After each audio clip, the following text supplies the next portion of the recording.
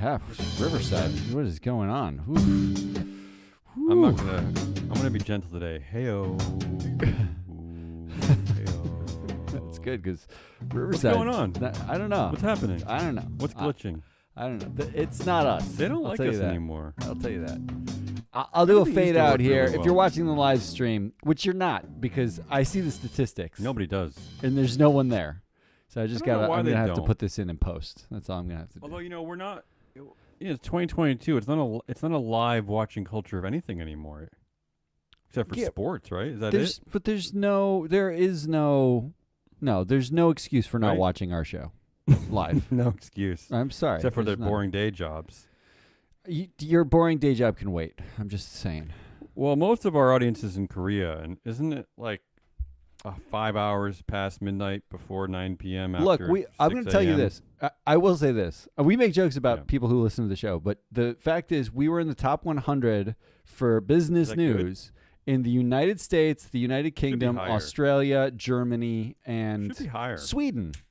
Sweden's back on our, like, the Nordics are back. Oh, we're great. back with the Nordics. The far right regimes. That's what happened. I think great. they all found us because we were talking about the anti-woke. So I think that's how it works. Well, not that I need to congratulate us because I don't, but still without a shred of effort into marketing or advertising. So maybe not one of our listeners out there wants to do some pro bono marketing and advertising with us, and we'll put you on our website as the CEO. You okay with that? I honestly, it's for the taking at this point. So be my guest. Come on. It's Monday. Oh, Happy New Year, Mom. Live from your mother's Oscar Wilde collection. It's a mandiferous Monday edition of Business Pants. Joined as always by our BS correspondent, Matt. Yeah, that's just a made-up word. Mandiferous. Wow. I don't even know. That sounds something. Absolutely meaningless. Our BS correspondent, Matt Mascardi. I'm half-brewed coconut zest. In today's stagnant pit called September 26, 2022, Sexy Story Updates and Sleazy Academic Papers. Yeah. They're not really sleazy. We keep calling them sleazy. Actually, this is for once, this is a very unfortunate use of sexy and sleazy, and I blame you, Goldman Sachs. But it's not my fault. I don't know what's happening. All right, let's go right into. Let's go briefly around the world, Matt. First, yeah, let's do it. Here are some of the highlights from the business world. Matt, black media mogul Byron Allen is suing McDonald's for a whopping $10 billion. That's a lot of billions. Wow. Yeah, arguing it cuts out African-American owned business. Is he wrong? Well, I don't know. I'm going to guess that lawsuit's not going to go very far, but it will bring some attention to probably a much-needed conversation. I had two things to say. One, completely insipid. The first one is exactly what you just said. Bringing attention to something that the ESG world, the woke data world, business news, we don't cover enough, which is this is an interesting thought. And I'm glad that it's coming. Even if he fails, I like this conversation. Secondly, the people over at Fortune magazine, should you have used the word whopping in your headline? Like, right? Because isn't that a Burger King thing? Whopper, whopping. I just feel like they failed a little bit troll. there. You're saying it's a headline troll. I feel like they failed a little bit there. All right, next story. These two first stories in our drugs category. The second one, Amazon officially confirms it will hold a second Prime Day sales event in October. Oh, my God. We don't have to spend any time on this, Matt, but I mean, I assume you've shopped on Amazon Prime before. Yes. Unfortunately, yes. What is the difference between a Prime Day and a every day?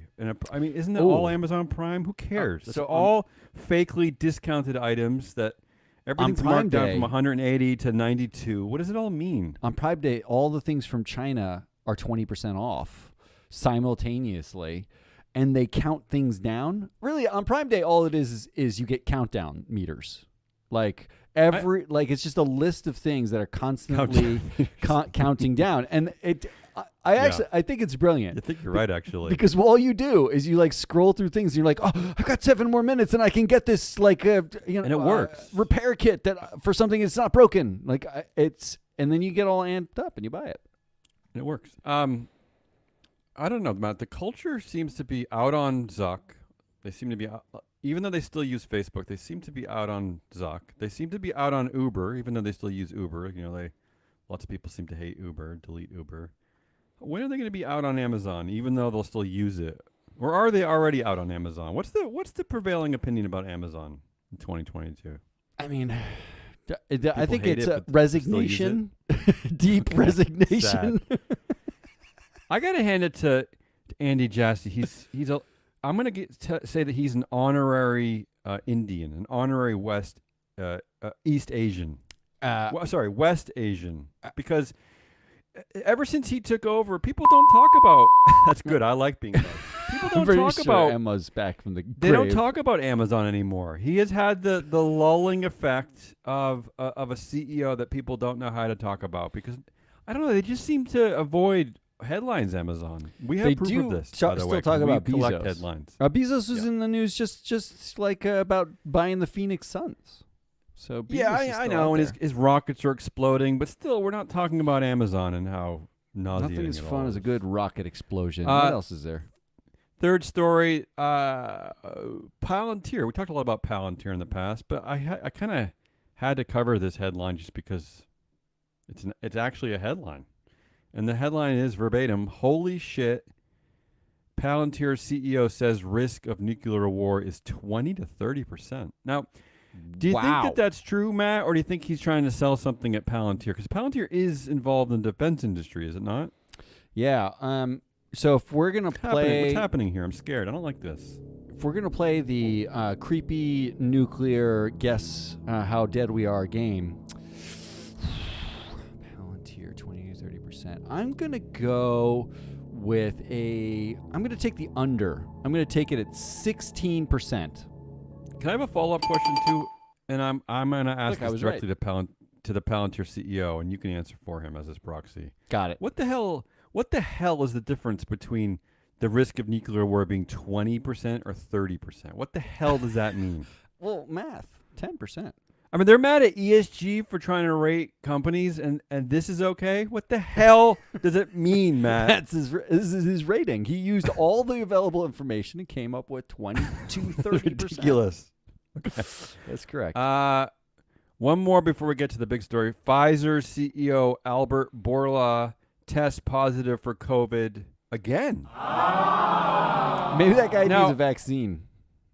I'm a little disappointed in this because, Matt, you had some excellent reporting at the beginning of the COVID pandemic that predicting which executives might succumb to COVID, and it didn't really. Maybe companies haven't actually told us who got sick, but it really hasn't amounted to much. We have had very few headlines about executives getting COVID. Well, what I did not account for in our analysis, because what we did was look at mortality rates of males and females and the rates of infection by age and gender and all the things, and we lined them up to boards, and we basically used it as a case study for why you need more women on boards simply to survive future pandemics. Like we always come up with reasons. There's always a good reason. But what I did not take into account was the socioeconomic divide between the uber wealthy board CEO types and the rest of us, because those people just like walled themselves off in yachts until the worst had passed, and it was fine, and they were fine. So maybe that was what I got wrong. Maybe to champion that cause, Matt, maybe Pfizer CEO Albert Bourla should just, and again, no disrespect to the family or people at Pfizer. Maybe he should die just to champion what you're saying. Oh no, I don't think that. What is wrong with ESG that they say things like that? I don't know. It is bad. You would have been better off saying he has a 20 to 30% chance of dying, and then it would have been fine. All right, let's get to the big story that I wanted to cover. There's a lot Yes. A lot of headlines on Goldman Sachs, unfortunately. Here are the headlines. And first, let's play a tasteless game first.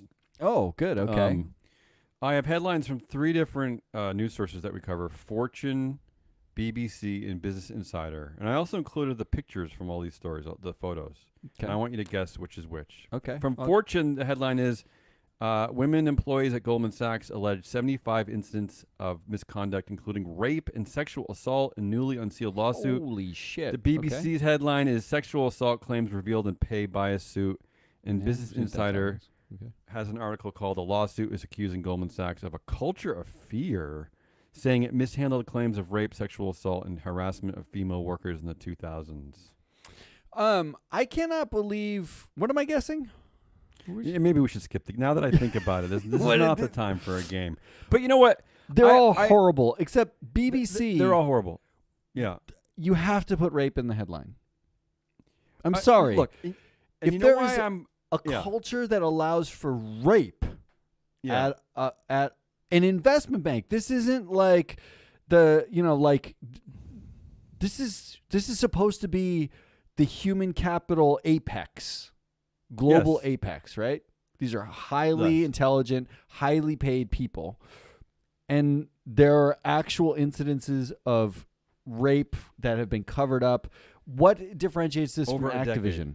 What do we? And here's why I'm focusing on Goldman Sachs today because this happened over a period of a decade. The class action suit now represents roughly 1,400 women. That's significant. What? And this is the company that trots out its dopey CEO David Solomon really lean into his stupid DJ career. And when you really think about it, that this was going on, and that this they've been denying for years. Like they're not playing nice with this lawsuit. They do everything they can. I'm sorry. to push it aside. Yeah, You cannot be busy playing Bonnaroo right. and not dealing with this. I mean, even in their annual report, in their 10K, this is they between don't even what mention years? this litigation as an ongoing risk. The years. Okay, let's get to that. The years were 2000 to 2011. So, I'm gonna skip over some of the horrible stuff that came out of this lawsuit because it's just too terrible. I'm sure if you want to read about this case, go ahead. But it's just really horrible behavior, all the way to rape, as Matt pointed out. Unbelievable. But let's get to here's what I wanted to cover. Not only sexual harassment and assault, but also that female associates were getting paid less than men. That's a big part of the I mean, class that's action a little lawsuit. no doy to me. Okay, but still. I mean, But here's I'm not what I saying wanted to do good. today. I'm saying obvious. She's everywhere. I wanted to cover this from an ESG perspective. And I'm asking you, Matt, what is the ESG answer? And I have some ideas, and you can help me out with this. So let's do it. Let's play the game. Okay, I know let's you do hate it. this. Okay. I know you hate when I look into proxies. Give but me an tough. idea. Okay. So is the answer with the board of directors? So let me Ooh. present some things to you, Matt. The lawsuit covers 2000 to 2011. Okay. From that period, only one director remains from that period, Lakshmi Mittal, who also happens to be the only director who got over 10% votes against. Okay. But since Something?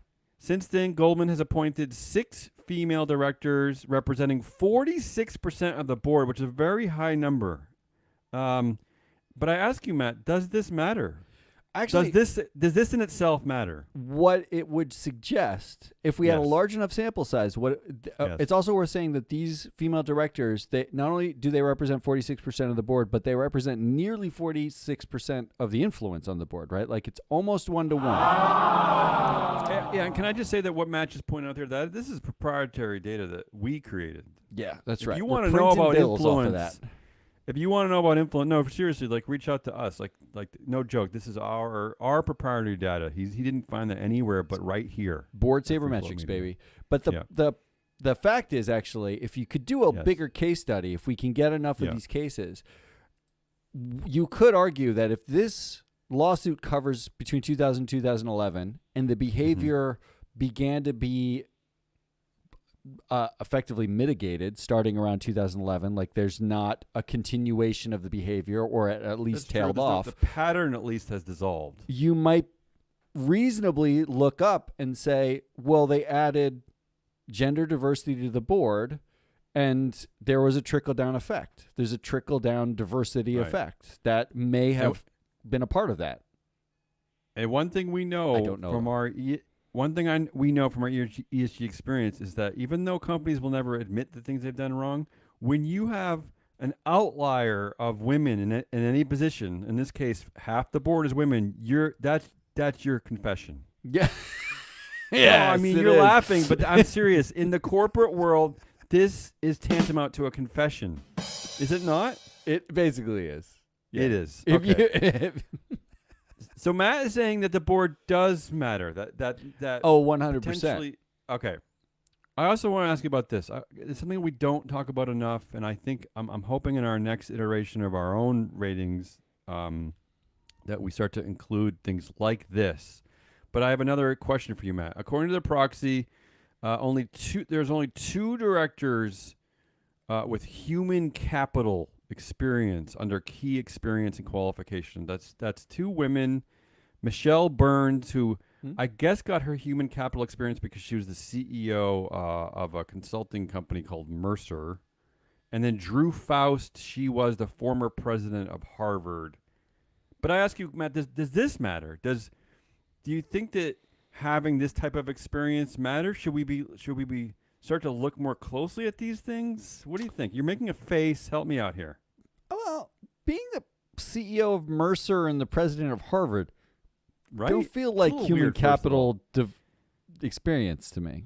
I mean, that Okay, and arguably you could say anybody who's a CEO has human capital experience. They have to Can deal I with add- firing and hiring. Actually, can I add to that conversation because I like that you pointed it out? Because there's another part in the proxy where Goldman Sachs says that and there's a table called the Diversity of Skills and Experiences table, and there they say that 7 directors have human capital management. Yeah, because and they don't prove. They do not take the effort to prove how they came to that number. Maybe this is where Dilbert gets angry at ESG, right? Because where first of all, you only told us 2 people had human capital experience, and then you listed out some kind of wonky-ish reasons.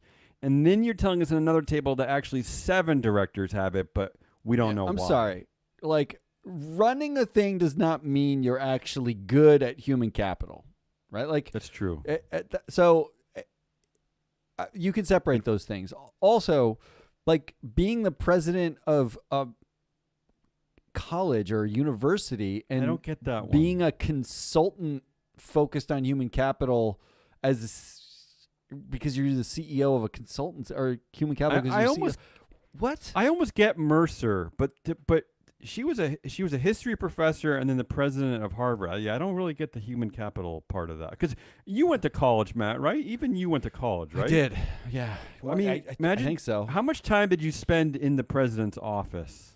Not any. And Right. So where's the human? I don't get the human capital. I don't really get that. Just because you're a boss, I don't really understand that one. I mean, you know what? They would make a better Yeah. argument if they looked at CEO pay ratios and said our human capital experience is limiting Ooh, I like CEO this. pay ratios I like to this. below average, right? Like that's how we even one empirical data point to say I like this. I have human capital management experience other than the ephemeral I was a CEO, because in that case I have deep human capital experience. You can ask Ari. Of course. Yeah, and you have kids. Yeah, I mean, everybody who's a parent can say that. Basically, the childless with cats are the only ones who can't say they have human capital experience if they're not CEOs, right? I will say Sad this for about them. Goldman Sachs. Goldman Sachs, that first of all, that you call it human capital maybe is part of the problem. Second of all, I noticed that you mentioned the word collaboration in your proxy statement 19 times, but labor 0 times. Insert sad face here. Third of all, it's the perfect time for me to bring up one of my favorite points that Matt hates is that, and I know Goldman Sachs, big part of Business Roundtable, big part of that revolution. This is a perfect moment for stakeholder capitalism. Now is the time to get employee representation onto your board. Because maybe I ask you this, Matt. Yeah. Could that help a situation like this? Could that affect the culture at places like Goldman Sachs? Just simply having representation from your workforce on your board. Why not? No, first of all, Dilbert thinks you're a socialist. But second of all, but Dilbert would agree too. That's the weird thing. Dilbert would agree. Yeah, that's correct. I don't get Dilbert. He hates it. He loves it. Who is he? Yeah, I agree. Yes. Okay, the answer is fine. yes. All right. Do you have did we other cover things Goldman to say? Because the answer is just yes. I mean, I was gonna add like there was also a shareholder vote on whether they should have an independent chair at Goldman Sachs. It failed miserably, but I was gonna ask you, do you think that would help? But I don't know if I care about your Well, look, answer. one of the things that we noticed looking at the board, and Yeah. we haven't talked about yet, is about half of the board is interconnected with one another. Mm-hmm. Meaning, despite the fact that the board is 46% women and they Yeah. all check the boxes for independence, almost half of them actually have sat on other boards with either directly with each other or with somebody who sat on another board with them, as in they have like this very small network of to get back to one another. They can like call a friend who would have known another board member, in which case even bringing in an independent director, if brought from the same pool of jackasses who thought this was okay, doesn't actually change culture. You need to like go outside, do something real. Just do something real, okay? Just do anything real. Again, these new allegations were unearthed. I guess the lawsuit was made public over the weekend, so we'll see. There's no evidence yet of Goldman Sachs reacting to this other than just in denial mode. I don't know how that serves them, but we'll see if anything comes of this. Yeah, go ahead. Here's your follow-up. If Activision is a comp, right, you should, expect the shareholder lawsuit to come where they sue the board on behalf, or they sue on behalf of the company for securities fraud, basically saying you withheld a large material litigation over a 10-year period, and we made investment decisions based on less information than we should have had, right? Like you have to disclose this. Yes. And you didn't, so you owe something to the shareholders. And number two, expect this is the beginning of proxy season. We're just about to hit proxy season. The analysis is going on. Seems like a lie to me. Well, the votes start happening in February and March, right? It's right. really so you're under you think it's December, don't you? No, what I think is if you were if you have proxy access and you're going to nominate someone or vote for or against somebody on the board of Goldman Sachs, now is the time you start engaging with them. You start the letter writing campaign saying, what did you know? When did you know it?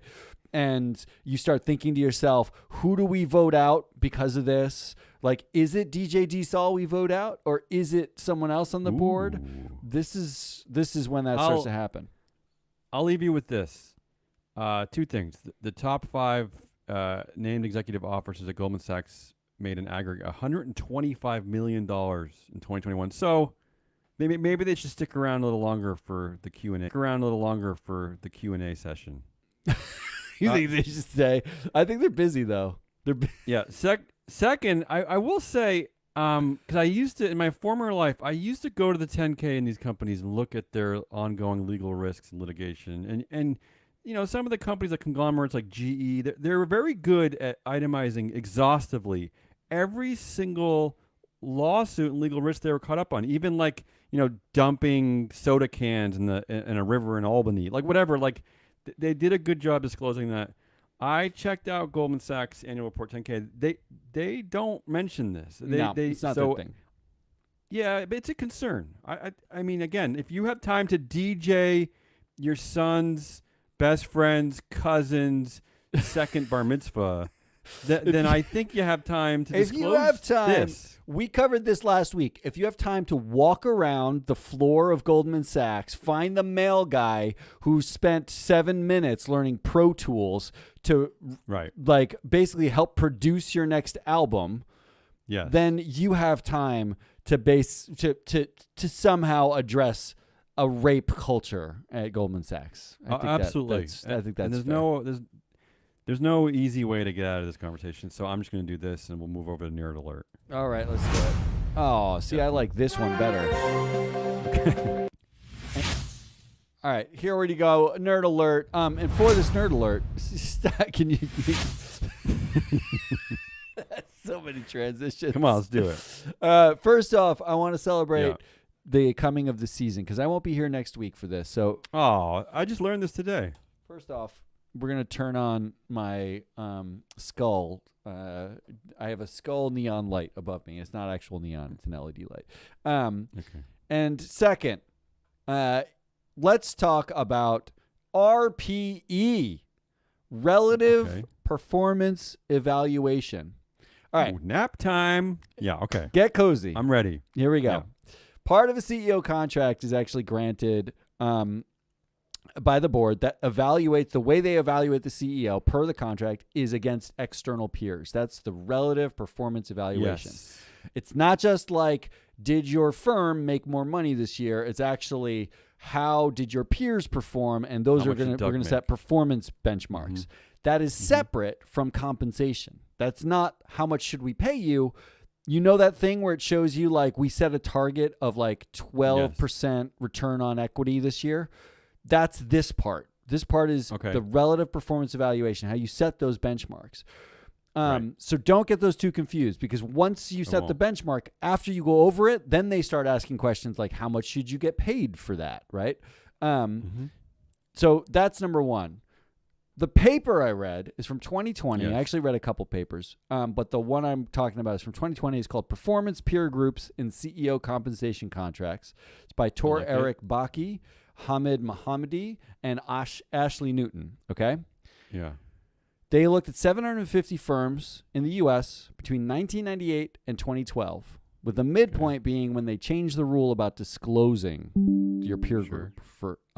And here's what they found. Just brace yourself. I know this is going to shock you deeply. I'm ready.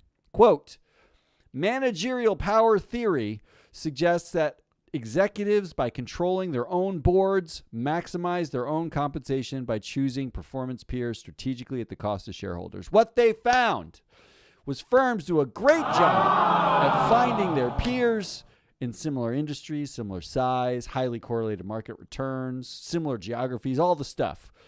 But the comp committees tend to choose firms that historically underperform so that CEOs can be marked as better performing and cross performance thresholds. Are you shocked? I mean, I honestly, I can't believe I can still be shocked, but I kind of am shocked. It seems even too brazen for them. Well, but you know what? You know what we complain about we've been complaining about for decades? The comp committees are just stuffed with CEOs and former CEOs. It's almost like there's some magic cheese that they put on the comp committee, and all the like CEO cheese and all the former CEOs. Only they know how to smell it, and they all get there. I don't know. It's always them. They're it's like not the the pigs president of truffles. Harvard. Yeah, it's not the president of Harvard, or it's the CEO cheese. Yes, that's actually in their the CEO delicious contract. Cheese, It's true. But here's the thing. Yeah. This actually seems to hold true, even though CEOs 1/3 of CEO pay is based on average on this construct, this peer construct. Which and is can you name a single investor that has challenged a peer set? Can you name one? There are lawsuits that have happened in the past where they argue about peer sets. I've covered them in a past life. Yeah. But these are not these are usually like John in his garage who's annoyed at the peer set and did the research and figured it out. Has BlackRock ever challenged a peer group self-selected by a company to set CEO performance thresholds upon which they will use to set pay later on? No, it was only us whack jobs at places like the corporate library that would argue with these things. So let's start, because Board Sabermetrics, what we do here, shows that there are 23,517 U.S. board members as of August of this year. 3,288 of those people are currently executives at the company. So there's 3,288 executives on boards. And that's not like they're CEOs somewhere else. They literally work at the company where they're on the board, right? Okay. Right. The average executive on the board influence is 25%. When there's an executive on your board, they command on average a quarter of the board's decision-making power. Which Which makes perfect sense because in the U.S., that executive on your board usually is your CEO. That's correct. And Right. that, on average, is 3 times more than a non-executive director. So if you put the CEO as the chair and they're sitting on the board, on average, Even worse. you are basically going to say the entire board's going to do whatever that guy says. Like that. Think of it as worth a quarter of the votes. You get 10 people, they're worth about 4 of them. Yet another case of the lunacy of making your CEO the chair. They're worth it's 2.5 It's of them, lunacy. but Yeah, lunacy. There are, in fact, this is where it gets crazy to me, 12 executive directors who chair their pay committees on U.S. companies right now. So it must be like a controlled companies. Usually controlled companies, but not always. This isn't like family members. Yeah. How's this possible? I thought only controlled companies are exempt from that rule. And there are 23 others who sit on pay committees. That sounds nice. Effectively, there are 35 directors who are choosing the peer groups used to assess their performance and then set the peer groups used to set their pay and then approve their own pay. It's a magical system. I want this ability so much because I already have I'm already thinking about my list, Matt. It's going to be, I'm thinking LeBron James. I'm thinking like Leonardo DiCaprio, maybe Rihanna. I'm already imagining my peers for my pay comps. I'm very excited, by the way. I'm very excited. No, Rihanna is definitely your peer. Here's the takeaway. Yeah. Because number one, most companies, most firms, BlackRock has to own these companies. Which is, it's already egregious that you have to own a controlled company because they're on an index, and that's your excuse for having to own them. They're fake public. They're not real companies. And now not only do you own these controlled companies, but most of them, or many of them, I should say, have executives determining the pay of their CEOs, determining the performance measurements of the CEOs. There is no point. Not only are they fake public companies, but they're fake constructs. They don't have any, there's no accountability. The takeaway is if you don't know how influential the executives are on a board, you have no idea how they're hosing you. And that's what I want to say. I want to basically say buy our stuff because this sounds like I need a job. This sounds like another delightful plug for us. That's exactly what it is. The audience approves, by the way. Side note. And I will wait. Full disclosure: the audience at our shows, live audience. This is not made up. We have a live audience. We do. Go ahead, clap, prove that you're here. That's proof. They started. They get our data for free. This is why they're clapping, Matt, because they've seen the influence data and they approve of it. They like it. They do. They do like it. So if you want the free data, come to our tapings. Yeah, I will end this with a side note as we. Oh, I love side notes. Love side notes. Thomas Petterfee, who's the founder and CEO of this and self-paying chair of Interactive Brokers Global, is one of those people I mentioned. He's the founder. Yeah. He's the CEO. He's the self-paid chair. Thomas Petterfee. He's also he's the largest billionaire in Florida, and he's Ron DeSantis and the GOP's largest funder there. We covered his son earlier this year because his son shifted from he was doing healing using crystals and poetry, and he became his dad's ESG guy. He's the ESG guy. How is this? This is not a side note. Can we bring this discussion back up again on Wednesday? Yes, we can. Because I don't like that you're like drowning out this amazing side note. And IBG currently clocks in at a middle ESG rating. They're the middle of the pack. Okay, let's bring this up again. Really good. That's Damian Rallis. I'm Matt Muscardi. We are Free Float Media. If you like this, come back tomorrow. I'll be gone next week, but I'll be here all this week. So you can get your kicks all this week, and we'll see you then. Goodbye?